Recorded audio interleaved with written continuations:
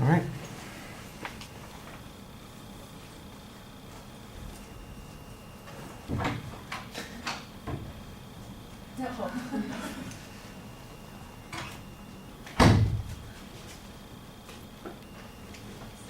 Okay, hello everyone. So, I guess we've all struggled with something in our lives, probably getting up at 7 in the morning for a class, or a subject in particular like history or math, as I'm going to be talking about today, and what we have done to have that impact our lives. Now, math, it's one of those subjects that no one likes, but it helps them in the long run in calculating what they have to do properly. Now, why is math a big role in our lives? Math is a big role in our lives on how we do life. Is the impact of it was we calculate everything on what we do. Like, for example, we would calculate how much gas can we drive with a quarter tank, maybe 5 miles, 10 miles, depending on where we're heading. But overall, math is in our lives every day. You might overlook it or might ignore what it is, but math, you can't escape from it, as it's, no matter what level you go to, even in the sky, if you're going to skydive, you need math. And it's basically true, according to Dr. Fumi. And the way we have looked into math as a society, as that's how I will be putting it today, not as an individual, but as a society as a whole. Where are we now with perspective of math? We've improved so much with technology that we've hit the point where smartphones have our built-in calculators, so we don't have to carry a calculator around. And phones have proven that as a society, we tend to be more productive by using math with the phone. However, that impact can be positive or negative depending on where we are doing it. As in math is always correct to the point where our calculators are programmed to not do a single error. And with that error, if we ever find an error that we can restore, we can improve on it and potentially become a bigger thing as a society. Now, why do we struggle in math? Now, that's the big question. Why does society struggle in math if that's a so broad, big subject? Now, the reason why we've struggled with math is not because of the concept, rather than ourselves. Ourselves as human beings put other priorities in our lives. Let's say we have a full life where we go to a 9-to-5 job, but balance school at the same time. Now, throughout that whole entire day, you're focusing on work. You're never focusing on your studies, like math, for example. We became so pent up in our lives, we forget that there are other things that exist that we just simply overlook. Math, for example, here, is that we overlook it. We think we can solve it, but actually we're hitting the point where you're just not focusing on it correctly. You're being lazy. That's how math technically isn't supposed to work, as Dr. Fumi says.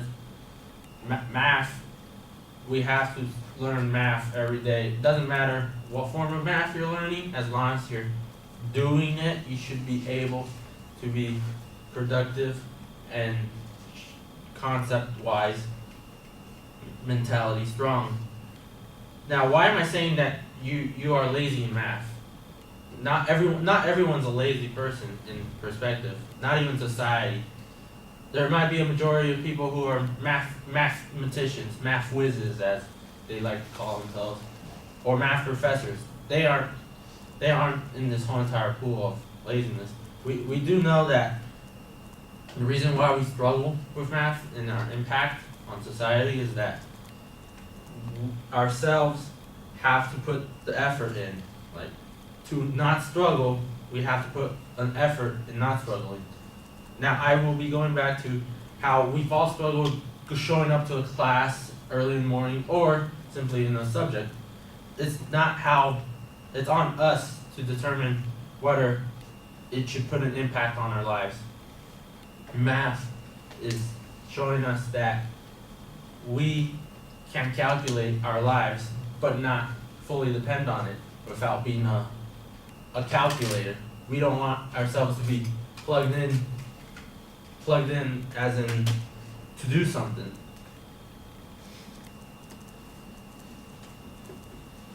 Now, on where we are, respectively, is the smart age technology, the smartphone era, computers, math, virtual reality, basically. All of that requires math. Now, what type of math am I referring to? Well, I'm referring to the most basic, simple graphing algebra that there is out there. Why? Why do we need math for these types of things? Well, for example, VR. VR is a brand new experience for society to experience. However, it's still in development due to the lack of resources and math that has to play a big part of it, as if we want a full dive experience, the math to calculate that is, we have to have a full room in order to walk around, not hit anything by accident or knock over the power supply that's providing the power. We can also show from a perspective that we can't really depend on VR to solve math for us, but it's us as a society to show that this is how far we've gone. We can go bigger with VR if we all have the effort of math into it. Whatever your skill is in math, we know what we've all been struggling and have impacted in our lives, just as we do for every class or whatever you might be doing. Math has been playing a big role in our society, and we have to continue learning into it, improving it.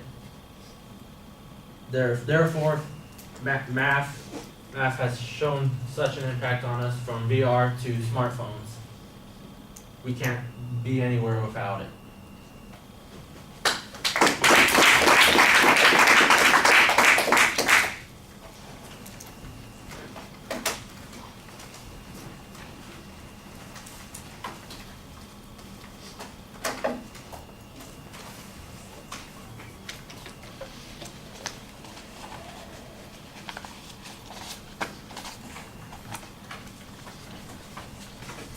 All right, Alex, a few comments? Overall, I thought it was pretty good. Maybe it seemed like slightly messy, but I think that's just because he was nervous. But I think the biggest critique I could give is maybe a little bit better visual aids. And I think the rest of it was pretty good. All right.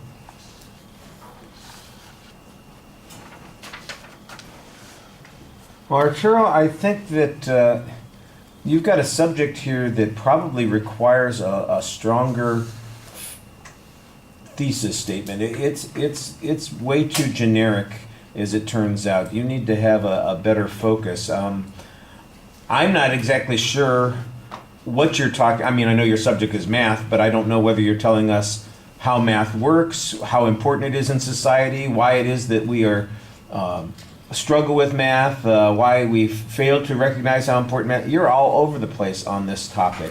There needs to be a sharper focus on what you're going to try and accomplish in the speech. And organizationally, I couldn't tell exactly how it was structured. I think the way you've kind of structured it is around a series of questions that you want us to kind of answer. But it seemed like the questions are very redundant. They seem to be asking the same thing over and over again. And the supporting information, it's just you offering your opinion about things. You do quote Dr. Futmi or Fukumi or Fumi, I'm not exactly sure how you say his name, 2 times, but I couldn't even tell if it was a quote. It didn't sound, I mean, you make reference to him or her, but you don't tell me what it is that they've said and why it's important in discussing the subject. I think there are ways to do this. Let's say that you could say, for instance, that math is an overlooked necessity of modern society. And the first question is, why is it overlooked? Because we struggle with it. People don't naturally think of it. It's difficult for them to understand. A second question, how is it overlooked? Because it's hidden in the ways that people do things on a daily basis. They don't realize how important math is to doing X, Y, and Z. And maybe a third question would be, what does the future hold for math? And that's when you can get into your discussion of virtual reality. As it was, I just thought that you were kind of going over the same thing again and again, and there wasn't really any information in the presentation, just a lot of opinions about what you think about math, and it needs to be a lot more content-laden than it is. The calculator, at best, is something that might get our attention, but the truth is that it's not all that distinctive. Everybody has seen a calculator, I'm sure. Like you said, most people have calculators on their phones, so I'm not exactly sure what that accomplishes, how it helps you any, except to kind of focus people's attention on the fact that, well, it's essential enough to be included on our smartphones, that kind of thing. And that's about the best that I can think of for that visual. You mentioned graphing, algebraic equations, but you don't show us any of those things. You talk about virtual reality, but I have no idea how math might be used to create a virtual reality that prevents us from knocking into the furniture or being able to allowing us to do the things that we're supposed to be doing in VR. I assume that's what you meant by VR, because you never say, you just use the term VR, and I'm just assuming that it's virtual reality, because that seems like it would be something that would be connected to math. There's a lot of things that are just missing in the connections here. I think we'd have to start over with something very basic about what the thesis is and what the supporting structure is to get this to work right. You do an okay job speaking to us, although sometimes your cadence is a little bit off, and I don't think you want the podium or the lectern in front of you. It becomes a crutch for you. You tend to stand on it and lean on it and use it to hide behind it. It does keep you, I guess, a little bit focused as to where to stand while you're speaking, but you don't need it. You do a pretty good job talking to us, so it really feels like it's interfering with us, separating us a little bit. All right, thank you.